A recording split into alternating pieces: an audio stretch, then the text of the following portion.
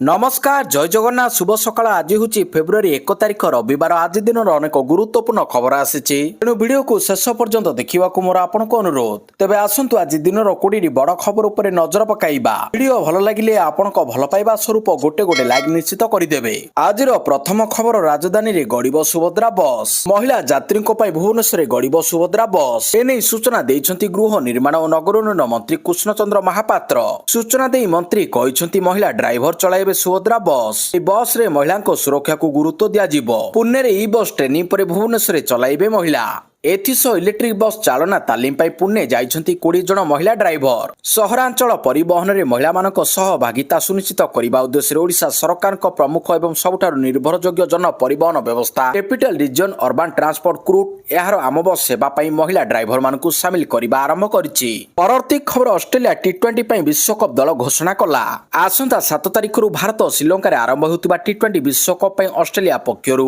Mitchell ମାର୍ସଙ୍କ ନେତୃତ୍ୱରେ ନିଜର 15 ଜଣିଆ ଦଳ ଘୋଷଣା କରାଯାଇଛି କ୍ରିକେଟ ଅଷ୍ଟ୍ରେଲିଆ ପକ୍ଷରୁ ଏକ୍ସରେ ଏକ ପୋଷ୍ଟ କରି ଦଳ ତାଲିକା ପ୍ରଦାନ କରାଯାଇଛି ଦଳରୁ ଦ୍ରୁତ ବୋଲର ପ୍ୟାଟ୍ କମିନ୍ସଙ୍କୁ ବାଦ ଦିଆଯାଇଛି ପିଠିରେ ଯନ୍ତ୍ରଣା କାରଣରୁ ତାଙ୍କୁ ବିଶ୍ରାମ ଦିଆଯାଇଥିବା ଜଣାପଡ଼ିଛି ତାଙ୍କ ସ୍ଥାନରେ ବେନ୍ ଡ୍ୱାରିନ୍ସଙ୍କୁ ସାମିଲ କରାଯାଇଛି ସେହିପରି ମ୍ୟାଥ୍ୟୁ ସଟ୍ଙ୍କ ସ୍ଥାନରେ ମ୍ୟାଟ୍ ରେନେସାଙ୍କୁ ସାମିଲ କରାଯାଇଛି କମିନ୍ସ ଶେଷ ଥର ପାଇଁ 2024 ଜୁନ୍ 24ରେ ଟି20 ବିଶ୍ୱକପରେ ଭାରତ ବିପକ୍ଷରେ ଖେଳିଥିଲେ ତା ପରଠାରୁ ସେ କୌଣସି ଅନ୍ତର୍ଜାତୀୟ ଟି20 ମ୍ୟାଚରେ ଖେଳି ନାହାନ୍ତି ପରବର୍ତ୍ତୀ ଖବର ମାଓ ସଂଗଠନ ପାଇଁ ଅଡିଓ ବାର୍ତ୍ତା ଜାରି କଲେ ଡିଜିପି ସରେଣ୍ଡର ପାଇଁ ଏହି ଫୋନ ନମ୍ବରରେ ଯୋଗାଯୋଗ କରିବାକୁ ନିର୍ଦ୍ଦେଶ ମାଓବାଦୀଙ୍କୁ ଆତ୍ମସମର୍ପଣ ପାଇଁ ଆହ୍ୱାନ ମୁଁ ଓଡ଼ିଶା ପୋଲିସ ଡିଜି ୱାଇବି ଖୋରାନିଆ କହୁଛି ସୁରକ୍ଷା କର୍ମୀଙ୍କ ନିକଟରେ ମାଓବାଦୀମାନେ ତୁରନ୍ତ ଆତ୍ମସମର୍ପଣ କରନ୍ତୁ ଅଡିଓ ବାର୍ତ୍ତା ଜରିଆରେ ମାଓ ସଂଗଠନକୁ ଏପରି କିଛି କହିଛନ୍ତି ଡିଜିପି ୱାଇବି ଖୋରାନିଆ ସରେଣ୍ଡର ପାଇଁ ଇଚ୍ଛୁକ ପ୍ରାର୍ଥୀ ଟେଲିଫୋନ ନମ୍ବର 9437643839ରେ ଯୋଗାଯୋଗ କରନ୍ତୁ ମାଓ ସଂଗଠନକୁ ଡିଜିପି ୱାଇବି ଖୋରାନିଆ ଆହ୍ୱାନ ଦେଇଛନ୍ତି ପରବର୍ତ୍ତୀ ଖବର ମୁସଲମାନଙ୍କ ପ୍ରତି ଦୁର୍ବ୍ୟବହାର କଲେ ଭାରତ ହିନ୍ଦୁ ରାଷ୍ଟ୍ର ହୋଇପାରିବ ନାହିଁ କହିଲେ ଧୀରେନ୍ଦ୍ର କୃଷ୍ଣ ଶାସ୍ତ୍ରୀ ପ୍ରାୟତଃ ନିଜ ମନ୍ତବ୍ୟ ପାଇଁ ଚର୍ଚ୍ଚାରେ ରହୁଥିବା ଧୀରେନ୍ଦ୍ର କୃଷ୍ଣ ଶାସ୍ତ୍ରୀ ପୁଣି ଥରେ ଖବରରେ ଅଛନ୍ତି ବର୍ତ୍ତମାନ ଶାସ୍ତ୍ରୀ ଉତ୍ତରପ୍ରଦେଶର ବନ୍ଦାରେ ଅଛନ୍ତି ଏକ କାର୍ଯ୍ୟକ୍ରମରେ ବାଗେଶ୍ୱର ଧାମର ମୁଖ୍ୟ ଧୀରେନ୍ଦ୍ର କୃଷ୍ଣ ଶାସ୍ତ୍ରୀ କହିଛନ୍ତି ହିନ୍ଦୁମାନେ ଗୋଟିଏ କଥା ମନେ ରଖିବା ଉଚିତ ମୁସଲମାନମାନଙ୍କୁ ଦୁର୍ବ୍ୟବହାର କରି ଭାରତ ହିନ୍ଦୁ ରାଷ୍ଟ୍ର ହୋଇପାରିବ ନାହିଁ ହିନ୍ଦୁମାନଙ୍କୁ ସେମାନଙ୍କ ତ୍ରୁଟି ସୁଧାରିବାକୁ ପଡ଼ିବ ତେବେ ହିଁ ଭାରତ ଏକ ହିନ୍ଦୁ ରାଷ୍ଟ୍ର ହେବ ପରବର୍ତ୍ତୀ ଖବର 1715 କୋଟି ଟଙ୍କାର 5ଟି ପ୍ରକଳ୍ପ ଭିତ୍ତିପ୍ରସ୍ତର ସ୍ଥାପନ କଲେ ଅମିତ ଶାହା କେନ୍ଦ୍ର ଗୃହ ଏବଂ ସମବାୟ ମନ୍ତ୍ରୀ ଶ୍ରୀ ଅମିତ ଶାହା ଦିବ୍ରିଗଡ଼ରେ ଆସାମ ବିଧାନସଭାର ନୂତନ ଭବନର ଭିତ୍ତିପ୍ରସ୍ତର ସ୍ଥାପନ କରିବା ସହିତ ମୋଟ 1715 କୋଟି ଟଙ୍କା ବ୍ୟୟରେ 5ଟି ପ୍ରକଳ୍ପର ଭିତ୍ତିପ୍ରସ୍ତର ସ୍ଥାପନ ଏବଂ ଉଦ୍ଘାଟନ କରିଛନ୍ତି ଏହି ଅବସରରେ ଆସାମର ମୁଖ୍ୟମନ୍ତ୍ରୀ ଶ୍ରୀ ହିମନ୍ତ ବିଶ୍ବ ଶର୍ମା କେନ୍ଦ୍ର ବନ୍ଦର ଜାହାଜ ଚଳାଚଳ ଏବଂ ଜଳପଥ ମନ୍ତ୍ରୀ ଶ୍ରୀ ସର୍ବାନନ୍ଦ ସୋନୋୱାଲ ବୈଦେଶିକ ବ୍ୟାପାର ରାଷ୍ଟ୍ରମନ୍ତ୍ରୀ ଶ୍ରୀ ପବିତ୍ର ମାର୍ଗେରିଟା ଏବଂ ଅନ୍ୟ ମାନ୍ୟଗଣ ବ୍ୟକ୍ତି ଉପସ୍ଥିତ ଥିଲେ ଏହି କାର୍ଯ୍ୟକ୍ରମକୁ ସମ୍ବୋଧିତ କରି ଶ୍ରୀ ଶାହା କହିଛନ୍ତି ଆସାମକୁ ସମାବେଶୀ କରିବା ପ୍ରୟାସର ଅଂଶବିଶେଷ ସ୍ୱରୂପ ଦିବ୍ରିଗଡ଼କୁ ରାଜ୍ୟର ଦ୍ୱିତୀୟ ରାଜଧାନୀ କରାଯିବ ବୋଲି ଆସାମର ମୁଖ୍ୟମନ୍ତ୍ରୀ ଶ୍ରୀ ହିମନ୍ତ ବିଶ୍ବ ଶର୍ମା 2025 ମସିହାରେ ଘୋଷଣା କରିଥିଲେ ପରବର୍ତ୍ତୀ ଖବର ସରିଲା କ୍ୟାବିନେଟ ବୈଠକ 10 ବିଭାଗର 12 ପ୍ରସ୍ତାବକୁ ମିଳିଲା କ୍ୟାବିନେଟ ମଞ୍ଜୁରୀ ସରିଲା ରାଜ୍ୟ କ୍ୟାବିନେଟରେ ଗୁରୁତ୍ୱପୂର୍ଣ୍ଣ ବୈଠକ 10 ବିଭାଗର 12ଟି ପ୍ରସ୍ତାବକୁ କ୍ୟାବିନେଟ ମଞ୍ଜୁରୀ ମିଳିଛି ଏନେଇ ସୂଚନା ଦେଇଛନ୍ତି ରାଜ୍ୟ ମୁଖ୍ୟ ଶାସନ ସଚିବ ରାଜ୍ୟ ସମବାୟ ନୀତିକୁ କ୍ୟାବିନେଟରେ ମଞ୍ଜୁରୀ ମିଳିଛି ଜାତୀୟ ଢାଞ୍ଚାରେ ହେବ ନୀତି ଦୁବାଇ ସିଙ୍ଗାପୁର ପାଇଁ ମାର୍ଚ୍ଚ ଯାଏଁ ବିମାନ ସେବା ଜାରି ରହିବ ମାର୍ଚ୍ଚ ଯାଏଁ ଦୁବାଇ ଏବଂ ସିଙ୍ଗାପୁରକୁ ଜାରି ରହିବ ବିମାନ ଉଡ଼ାଣ କ୍ୟାବିନେଟ ବୈଠକରେ ନିଷ୍ପତ୍ତି ପରବର୍ତ୍ତୀ ସମୟରେ ଏହା ଚାଲୁ ରହିବ କି ନା ନାହିଁ ମୁଖ୍ୟମନ୍ତ୍ରୀ ନିଷ୍ପତ୍ତି ନେବେ କ୍ୟାବିନେଟ ବୈଠକ ପରେ ମୁଖ୍ୟ ଶାସନ ସଚିବଙ୍କ ସୂଚନା ଏହା ସହ ଓଡ଼ିଶାରେ ନିର୍ମାଣ ହେବ ପ୍ରତିରକ୍ଷା ଏବଂ ଏରୋସ୍ପେସ୍ ସାମଗ୍ରୀ ଏନେଇ କ୍ୟାବିନେଟ ବୈଠକରେ ବାଜିଛି ମୋହର ପରବର୍ତ୍ତୀ ଖବର ଆଜି ପଞ୍ଜାବ ଗସ୍ତରେ ଯିବେ ପ୍ରଧାନମନ୍ତ୍ରୀ ସନ୍ଥ ଗୁରୁ ରବିଦାସଙ୍କ 649ତମ ଜନ୍ମବାର୍ଷିକୀ ଅବସରରେ ପ୍ରଧାନମନ୍ତ୍ରୀ ନରେନ୍ଦ୍ର ମୋଦି ଆଜି ପଞ୍ଜାବ ଗସ୍ତରେ ଯିବେ ଶ୍ରୀ ମୋଦି ଆଦାମପୁର ବିମାନ ବନ୍ଦର ପରିଦର୍ଶନ କରି ଏହାକୁ ଶ୍ରୀ ଗୁରୁ ରବିଦାସ ଜୀ ବିମାନ ବନ୍ଦର ନାମରେ ନୂତନ ନାମକରଣ କରିବେ ଶ୍ରୀ ଗୁରୁ ରବିଦାସ ଜଣେ ସନ୍ଥ ସମାଜ ସଂସ୍କାରକ ଥିଲେ ତାଙ୍କର ଶିକ୍ଷା ସମାନତା ଏବଂ ଦୟା ମନୋଭାବ ଭାରତର ସାମାଜିକ ମୂଲ୍ୟବୋଧକୁ ପ୍ରୋତ୍ସାହିତ କରିଥିବାରୁ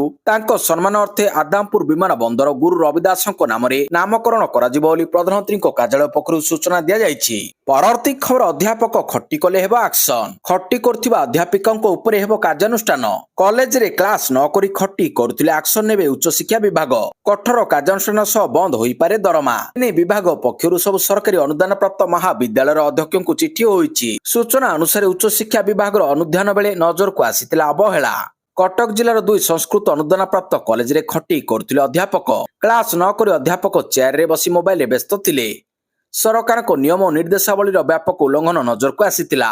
ପରବର୍ତ୍ତୀ ଖବର ଗଞ୍ଜାମବାସୀଙ୍କୁ ମୁଖ୍ୟମନ୍ତ୍ରୀଙ୍କ ବଡ଼ ଉପହାର 492 କୋଟିର ପ୍ରକଳ୍ପ ଭେଟି।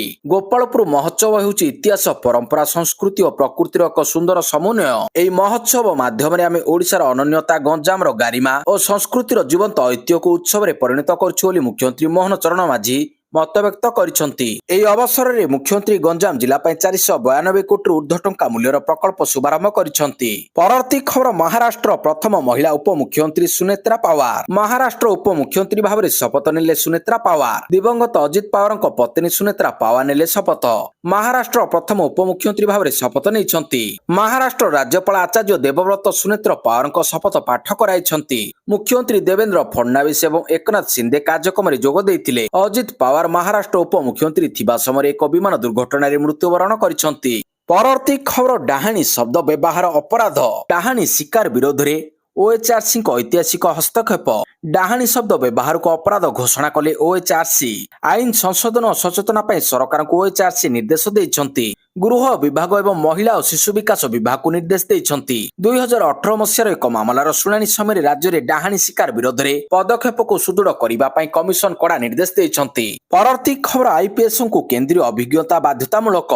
ଆଇପିଏସ୍ଙ୍କୁ କେନ୍ଦ୍ରୀୟ ଅଭିଜ୍ଞତା ବାଧ୍ୟତାମୂଳକ। ଅତି କମ୍ରେ 2 ବର୍ଷର ଅଭିଜ୍ଞତା ଥିବା ଜରୁରୀ। ଏନେଇ ସବୁ ରାଜ୍ୟର ମୁଖ୍ୟ ଶାସନ ସଚିବଙ୍କୁ ଗୃହ ମନ୍ତ୍ରାଳୟର ଚିଠି।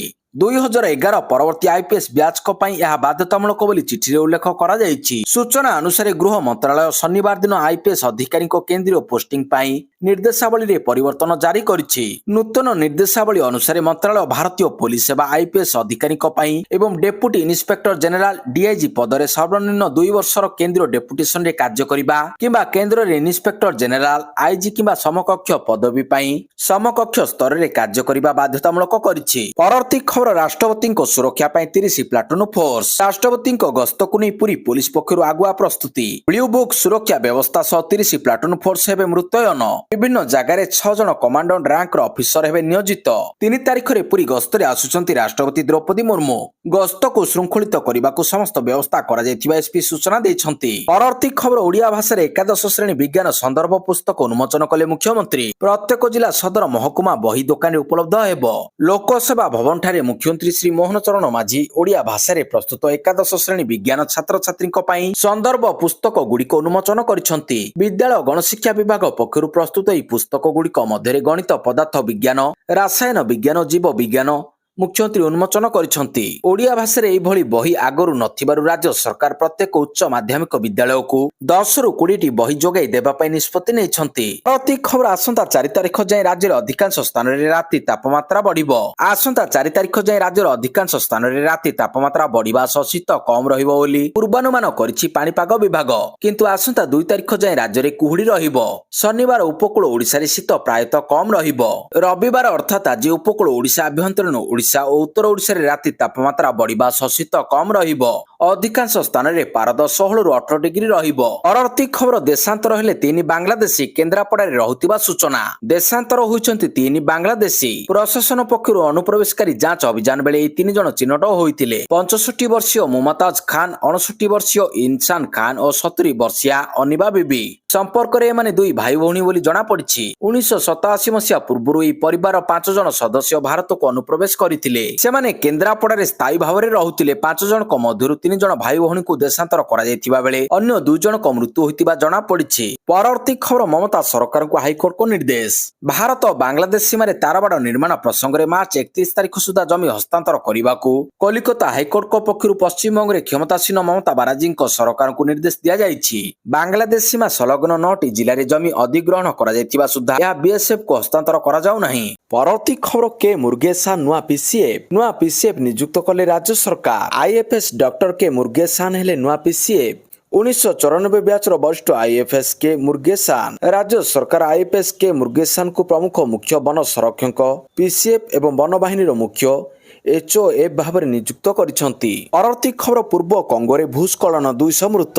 ପୂର୍ବ କଙ୍ଗୋର ଉତ୍ତର କିବୁ ପ୍ରଦେଶରେ ଏକ ବଡ଼ ଦୁର୍ଘଟଣା ଘଟିଛି। ରୁବାୟା କୋଲଟନ ଖଣି ଅଞ୍ଚଳରେ ଭୂସ୍ଖଳନ ଯୋଗୁଁ ଅନେକ ଖଣି ଭୁଶୁଡ଼ି ପଡ଼ିଛି। ଏହା ଫଳରେ ଅତି କମ୍ରେ 200 ଜଣଙ୍କ ମୃତ୍ୟୁ ହୋଇଛି। ମୃତ୍ୟୁ ସଂଖ୍ୟା ଆହୁରି ବୃଦ୍ଧି ପାଇବାର ଆଶଙ୍କା କରାଯାଉଛି। ବୁଧବାର ଜାନୁଆରୀ 28 ତାରିଖରେ ପ୍ରବଳ ବର୍ଷା ପାଇଁ ଏହି ଘଟଣା ଘଟିଛି। ପରବର୍ତ୍ତୀ ଖବର ଗୋଟିଏ ମିନିଟ୍ରେ ସ୍ପଟ୍ରେ ପହଞ୍ଚିବ ଓଡ଼ିଶା ଫାୟାର ସର୍ଭିସ୍। ଗୋଟିଏ ମିନିଟ୍ରେ ଏମର୍ଜେନ୍ସି ସ୍ପଟ୍ରେ ପହଞ୍ଚିବ ଓଡ଼ିଶା ଫାୟାର ସର୍ଭିସ୍। ରାଜ୍ୟରେ 346ଟି ଫାୟାର ଷ୍ଟେସନକୁ ଲୋକଙ୍କ ପାଖରେ ପହଞ୍ଚାଇବାକୁ ପ୍ରୟାସ। ଡାଏଲ 112 ଏମର୍ଜେନ୍ସି କଲ୍ରେ ତୁରନ୍ତ ପହଞ୍ଚି ଉଦ୍ଧାର କରିବାକୁ ଗୁରୁତ୍ୱ ଦିଆଯାଇଛି। ଗୋଲ୍ଡେନ୍ ଆୱାର ଭିତରେ ଘଟଣାସ୍ଥଳରେ ପହଞ୍ଚି ରେସ୍କ୍ୟୁ ପାଇଁ ଗୁରୁତ୍ୱ ଦିଆଯାଇଛି। ଉଦ୍ଧାର ଲୋକଙ୍କୁ ଡାକ୍ତରଖାନାକୁ ମୃତ୍ୟୁ ଆକାରରେ ନୁହେଁ ଜୀବିତ ଅବସ୍ଥାରେ ପହଞ୍ଚାଇବା ପାଇଁ ଲକ୍ଷ୍ୟ ରଖାଯାଇଛି। ଟଣାଭିଡ଼ା ରେସ୍କ୍ୟୁ ନୁହେଁ ଗ୍ଲୋବାଲ ଷ୍ଟାଣ୍ଡାର୍ଡ କରିବା ପାଇଁ ଦୁର୍ଘଟଣା ରେସ୍କ୍ୟୁ ସମ୍ଭବ ପାଇ ଓଡ଼ିଶା ଅଗ୍ନିଶମର ପ୍ରୟାସ। ଫାୟାର ଡିଜି ସୁଧାଂଶୁ ଷଡ଼ଙ୍ଗୀ ଏନେଇ ସୂଚନା ଦେଇଛନ୍ତି। ପରବର୍ତ୍ତୀ ଖବର ବେଲୁଚିସ୍ତାନର 10 ସହର ଉପରେ କବ୍ଜା କଲା ବିଏଲଏ। 10 ପାକିସ୍ତାନୀ ଯବାନ ମୃତ। ବେଲୁଚିସ୍ତାନର ରାଜଧାନୀ କ୍ୱେଟାରେ ବେଲୁଚିସ୍ତାନ ଲିବରେସନ ଆର୍ମି ବିଏଲଏ ଲଢୁଆମାନେ ଅନେକ ବଜାରକୁ ନିୟନ୍ତ୍ରଣ କରିଛନ୍ତି। ଦି ବେଲୁଚିସ୍ତାନ ପୋଷ୍ଟ ଏକ୍ସରେ ପୋଷ୍ଟ କରିଛି ଯେ ବିଏଲଏ ଲଢୁଆମାନେ ବଜାରଗୁଡ଼ିକୁ କବ୍ଜା କରୁଛନ୍ତି। ପର୍ଯ୍ୟନ୍ତ ସେମାନେ ବେଲୁଚିସ୍ତାନର ପ୍ରାୟ 10ଟି ସହରକୁ କବ୍ଜା କରିଛନ୍ତି। ଏଥିରେ ଅନେକ ବଜାର ଏବଂ ପୋଲିସ ପୋଷ୍ଟ ସାମିଲ। ପରବର୍ତ୍ତୀ ଖବର ଓଡ଼ିଶା ପର୍ବ 2024 ଉଦ୍ଘାଟିତ। ଗୁଆହାଟୀରେ ଓଡ଼ିଶାର ସାଂସ୍କୃତିକ ଓ ପର୍ଯ୍ୟଟନ ବୈଭବ ପ୍ରଦର୍ଶିତ। ଓଡ଼ିଶା ପର୍ବ 2024 ଆସାମର ଗୁଆହାଟୀରେ ଉଦ୍ଘାଟିତ ହୋଇଯାଇଛି। ପର୍ଯ୍ୟଟନ ବିଭାଗ ସହଯୋଗୀ ସଂସ୍ଥା ଫିକି ଆନୁକୂଲ୍ୟରେ ଏହି ପର୍ବ 3 ଦିନ ଧରି ଚାଲିବ। ଏଥିରେ ରାଜ୍ୟର ସମୃଦ୍ଧ ଐତିହ୍ୟ ପରମ୍ପରା, ହସ୍ତଶିଳ୍ପ, ହସ୍ତକଳା, ଖାଦ୍ୟ ଓ ପର୍ଯ୍ୟଟନ ଅଭିଜ୍ଞତା ଏବଂ ଓଡ଼ିଶା ଓ ଆସାମ ମଧ୍ୟରେ ଥିବା ସମ୍ପର୍କ ପ୍ରଦର୍ଶିତ ହୋଇଛି। ଏହି ପର୍ବକୁ ମହିଳା ଓ ଶିଶୁ ବିକାଶ ମିଶନ ଶକ୍ତି ପର୍ଯ୍ୟଟନ ଉପମୁଖ୍ୟମନ୍ତ୍ରୀ ଶ୍ରୀମତୀ ପ୍ରଭାତୀ ପରିଡ଼ା ଉଦ୍ଘାଟନ କରି କହିଛନ୍ତି, ଏହି ଅଭିଯାନ ମାଧ୍ୟମରେ ଓଡ଼ିଶାର ସାଂସ୍କୃତିକ ବୈଭବ ଅନ୍ୟ ରାଜ୍ୟରେ ପ୍ରଦର୍ଶିତ ହୋଇଥିବା ଅତ୍ୟନ୍ତ ଗର୍ବର କଥା। ପରବର୍ତ୍ତୀ ଖବର ସ୍କୁଲ ଜଗିବ ଏଆଇ। ସରକାରଙ୍କ ଆଭିମୁଖ୍ୟ ଠିକ୍। ସରକାରୀ ସ୍କୁଲରେ ଲାଗିବ ଏଆଇ କ୍ୟାମେରା। ଛାତ୍ରଛାତ୍ରୀଙ୍କ ସୁରକ୍ଷା ଓ ଶିକ୍ଷକଙ୍କ ଗତିବିଧି ଉପରେ ରହିବ ନଜର। ଶୁଣିବାକୁ ତ ଭଲ ଲାଗୁଛି, ହେଲେ ଏନେଇ ସମସ୍ତ ସ୍କୁଲରେ ଭିତ୍ତିଭୂମି ଅଛି ତ? ବିଦ୍ୟାଳୟ ସ୍ତରରେ ସ୍କୁଲ ପିଲାଙ୍କ ଭିତରେ ଥିବା ଲୁକାୟିତ ବୈଷୟିକ ଦକ୍ଷତା ବୃଦ୍ଧି ପାଇଁ ଓସେପା ଆରମ୍ଭ କରିଛି ଉଦ୍ୟମ। ତା ସହିତ ପିଲାମାନଙ୍କୁ ବିଦ୍ୟାଳୟ ସ୍ତରରେ ଦିଆଯିବ ଉଚ୍ଚମାନର ସାଟେଲାଇଟ୍ ଓ ଇଣ୍ଟରନେଟ୍ ମାଧ୍ୟମରେ ଶିକ୍ଷାଦାନ। ଏଣିକି ଏସବୁ ଗତିବିଧି ଉପରେ ଏଆଇ କ୍ୟାମେରା ନଜର ରଖିବ। 5370ଟି ସ୍କୁଲରେ ଲଗାଯିବ ଏଆଇ କ୍ୟାମେରା। ଏଥିପାଇଁ ଓକାକୁ ଟେଣ୍ଡର ଦିଆଯାଇଛି। ପରବର୍ତ୍ତୀ ଖବର ପାନ ମସଲାକୁ ନେଇ ସ୍ୱାସ୍ଥ୍ୟ ମନ୍ତ୍ରୀଙ୍କ ବଡ଼ ବୟାନ। ରାଜ୍ୟରେ କେବଳ ଟିକୋଟି ନଥିବା ପାନ ମସଲା ବିକ୍ରି ହୋଇପାରିବ। ରାଜ୍ୟରେ ବିଡ଼ି, ସିଗାରେଟ୍, ଗୁଟକା ଏବଂ ତମାଖୁ ଭଳି ଉତ୍ପାଦର ପ୍ୟାକେଜିଂ, ସଂରକ୍ଷଣ ଏବଂ ଉତ୍ପାଦନ ଉପରେ ପ୍ରତିବନ୍ଧକ ଲଗାଇଥିଲେ, କିନ୍ତୁ ଏହାରି ମଧ୍ୟରେ ଆଉ ଏକ କଟକଣା ଲଗାଇଛି ସ୍ୱାସ୍ଥ୍ୟ ବିଭାଗ। ଏନେଇ ସୂଚନା ଦେଇଛନ୍ତି ସ୍ୱାସ୍ଥ୍ୟ ମନ୍ତ୍ରୀ ମୁକେଶ ମହାଲିଙ୍ଗ। ମନ୍ତ୍ରୀ ଶ୍ରୀ ମହାଲିଙ୍ଗ କହିଛନ୍ତି, ଟିକୋଟିନ୍ ନଥିବା ପାନ ମସଲା କେବଳ ରାଜ୍ୟରେ ବିକ୍ରି ହୋଇପାରିବ। ଟିକୋଟିନ୍ ଯୁକ୍ତ ଟାବକ ବିକ୍ରି ବନ୍ଦ ପାଇଁ ଜୋରଦାର ହେବ ରେଡ୍। ରାଜ୍ୟରେ ଟିକୋଟିନ୍ ଯୁକ୍ତ ପ୍ରଡକ୍ଟର ଉତ୍ପାଦନ, ଷ୍ଟୋରେଜ, ବିକ୍ରି ସମ୍ପୂର୍ଣ୍ଣ ବ୍ୟାନ୍ କରାଯାଇଛି। ତବାକ ଓ ଟିକୋଟିନ୍ ବ୍ୟାନ୍ ପାଇଁ ଜିଲ୍ଲାସ୍ତରୀୟ ଟିମ୍ ଗଠନ କରାଯାଇଛି। ପରବର୍ତ୍ତୀ ଖବର ଆଜି ମୁହାଁମୁହିଁ ହେବେ ଭାରତ ପାକିସ୍ତାନ। ଦୁଇ ପାରମ୍ପରିକ ପ୍ରତିଦ୍ୱନ୍ଦ୍ୱୀ ଭାରତ ପାକିସ୍ତାନ ଚଳିତ 19 ବର୍ଷରୁ କମ୍ କ୍ରିକେଟ ବିଶ୍ୱକପର ସୁପର 6 ପର୍ଯ୍ୟାୟରେ ରବିବାର ଅର୍ଥାତ୍ ଆଜି ପରସ୍ପର ମୁହାଁମୁହିଁ ହେବେ। ଏହି ପ୍ରତୀକ୍ଷିତ ମ୍ୟାଚ୍ ଅପରାହ୍ନ 1ଟାରୁ ଆରମ୍ଭ ହେବ। 5 ଥର ବିଜେତା ଭାରତର ପୁରୁଣା ଶତ୍ରୁ ପାକିସ୍ତାନଠାରୁ ଗତ ଏସିଆ କପ୍ ଫାଇନାଲରେ ଲଜ୍ଜାଜନକ ପରାଜୟର ପ୍ରତିଶୋଧ ନେବା ଲକ୍ଷ୍ୟରେ ରହିବ। ପରବର୍ତ୍ତୀ ଖବର ମହାଶିବରାତ୍ରିରେ ଭୋର 3ଟାରୁ ଖୋଲିବ ପ୍ରଭୁ ଶ୍ରୀ ଲିଙ୍ଗରାଜଙ୍କ ଦ୍ୱାର। ଲିଙ୍ଗରାଜ ମହାପ୍ରଭୁଙ୍କ ଚଳିତ ବର୍ଷ ପ୍ରସିଦ୍ଧ ମହାଶିବରାତ୍ରି ପର୍ବ ଅବସରରେ ଖୋର୍ଦ୍ଧା ଜିଲ୍ଲାପାଳ ଅମୃତ ଋତୁରାଜଙ୍କ ଅଧ୍ୟକ୍ଷତାରେ ଏକ ସମନ୍ୱୟ କମିଟି ବୈଠକ ସର୍କିଟ ହାଉସରେ ଅନୁଷ୍ଠିତ ହୋଇଯାଇଛି। ସେବାୟତ ମନ୍ଦିର ପ୍ରଶାସନ, ବିଭିନ୍ନ ସ୍ୱେଚ୍ଛାସେବୀ ସଂଗଠନ ଏବଂ ଅଧିକାରୀମାନେ ଉପସ୍ଥିତ ରହିଥିଲେ। ଏଥିରେ ଭୁବନେଶ୍ୱର ଏକାମ୍ର ବିଧାୟକ ବାବୁ ସିଂ, ଭୁବନେଶ୍ୱର ମହାନଗର ମେୟର ସୁଲୋଚନା ଦାସ, ସେବାୟତ ମନ୍ଦିର ପ୍ରଶାସନ, ବିଭିନ୍ନ ସ୍ୱେଚ୍ଛାସେବୀ ସଂଗଠନ ଏବଂ ଅଧିକାରୀମାନେ ଉପସ୍ଥିତ ରହିଥିଲେ। ବୈଠକ ପ୍ରାରମ୍ଭରେ ଭୁବନେଶ୍ୱର ଅତିରିକ୍ତ ଜିଲ୍ଲାପାଳ ରମେଶ ଚନ୍ଦ୍ର ଜେନା ସମସ୍ତଙ୍କୁ ସ୍ୱାଗତ କରିବା ସହ ସମନ୍ୱୟ ବୈଠକରେ ଚିଠା ପ୍ରସ୍ତାବ ଉପସ୍ଥାପନ କରିଥିଲେ। ଆସନ୍ତା 15 ତାରିଖରେ ଜାଗର ପଡୁଥିବା ବେଳେ ଉକ୍ତ ଦିନ ପ୍ରାତଃ 3 ଘଟିକା ସମୟରେ ମନ୍ଦିର ଖୋଲାଯାଇ ଆବଶ୍ୟକୀୟ ନୀତି କରାଯିବା ପାଇଁ ସମୟ ନିର୍ଦ୍ଧାରଣ କରାଯାଇଛି। ପରବର୍ତ୍ତୀ ଖବର ରୁଷ ୟୁକ୍ରେନ ମଧ୍ୟରେ ଅସ୍ତ୍ରବିରତି। ରୁଷ ୟୁକ୍ରେନ ମଧ୍ୟରେ ଅସ୍ତ୍ରବିରତି। ଦୁଇ ଦେଶ ମଧ୍ୟରେ ହେଲା ଅସ୍ତ୍ରବିରତି। ଫଳରେ ୟୁକ୍ରେନ ରାଜଧାନୀ କିଭ୍ ସମେତ ଅନ୍ୟାନ୍ୟ ସହର ଉପରେ ସପ୍ତାହ ଲାଗି ଆକ୍ରମଣ କରିବନି ରୁଷ। ଆଗାମୀ ରବିବାର ଯାଏଁ ଦୁଇ ଦେଶ ମଧ୍ୟରେ ହେଲା ଅସ୍ତ୍ରବିରତି। ୟୁକ୍ରେନରେ ପ୍ରବଳ ଶୀତ ଜାରି ରହିଥିବା ସହ ଅନେକ ସମସ୍ୟା ରହିଥିବାରୁ ଅସ୍ତ୍ରବିରତି କରାଯାଇଛି। ଅସ୍ତ୍ରବିରତି ଲାଗି ଭ୍ଲାଦିମିର ପୁଟିନ ସହମତି ପ୍ରକାଶ କରିଛନ୍ତି ବୋଲି ଦାବି କରିଥିଲେ ଆମେରିକା ରାଷ୍ଟ୍ରପତି ଡୋନାଲ୍ଡ ଟ୍ରମ୍ପ। ପରବର୍ତ୍ତୀ ଖବର ନ୍ୟୁଜିଲାଣ୍ଡ ବିପକ୍ଷରେ ପଞ୍ଚମ ମୁକାବିଲା ଜିତିଲା ଭାରତ। ହର୍ଷଦୀପ ନେଲେ 5 ୱିକେଟ। ନ୍ୟୁଜିଲାଣ୍ଡକୁ ଭାରତ ଟି20 ଶୃଙ୍ଖଳାର ପଞ୍ଚମ ତଥା ଶେଷ ମୁକାବିଲାରେ 46 ରନରେ ପରାସ୍ତ କରିଛି। ଏଥିସହିତ ଭାରତ ଚଳିତ ଶୃଙ୍ଖଳାକୁ 4-1 ବିଜୟ ହାସଲ କରିଛି। ତିରୁଅନନ୍ତପୁରମ୍ ସ୍ଥିତ ଗ୍ରୀନ ଫିଲ୍ଡ ଅନ୍ତର୍ଜାତୀୟ ଷ୍ଟାଡିୟମରେ ଖେଳାଯାଇଥିବା ଏହି ମ୍ୟାଚରେ ଭାରତର ବିଶାଳ ବିଜୟ ହୋଇଛି। ଏହି ମ୍ୟାଚରେ ନ୍ୟୁଜିଲାଣ୍ଡ 19 ଓଭର 4ଟି ବଲରେ ସମସ୍ତ ୱିକେଟ ହରାଇ 225 ରନ କରିପାରିଛି। ଭାରତ ପକ୍ଷରୁ ଯୁବ ବୋଲର ଅର୍ଷଦୀପ ସିଂ ସର୍ବାଧିକ 5ଟି ୱିକେଟ ନେଇଛନ୍ତି। ଭାରତ ଟସ୍ ଜିଣି ପ୍ରଥମେ ବ୍ୟାଟିଂ କରିବାକୁ ନିଷ୍ପତ୍ତି ନେଇଥିଲା। ଇଶାନ କିଶାନଙ୍କ ଶତକ ଏବଂ ଏବଂ ଅଧିନାୟକ ସୂର୍ଯ୍ୟକୁମାର ଯାଦବଙ୍କ ଅର୍ଦ୍ଧଶତକ ବଳରେ ଭାରତ ନିର୍ଦ୍ଧାରିତ 20 ଓଭରରେ 5ଟି ୱିକେଟ୍ ହରାଇ 271 ରନ୍ ସଂଗ୍ରହ କରିଥିଲା। ଫଳରେ ନ୍ୟୁଜିଲାଣ୍ଡକୁ ଏହି ମ୍ୟାଚ୍ ଜିତିବା ପାଇଁ 272 ରନ୍ର ଲକ୍ଷ୍ୟ ମିଳିଥିଲା।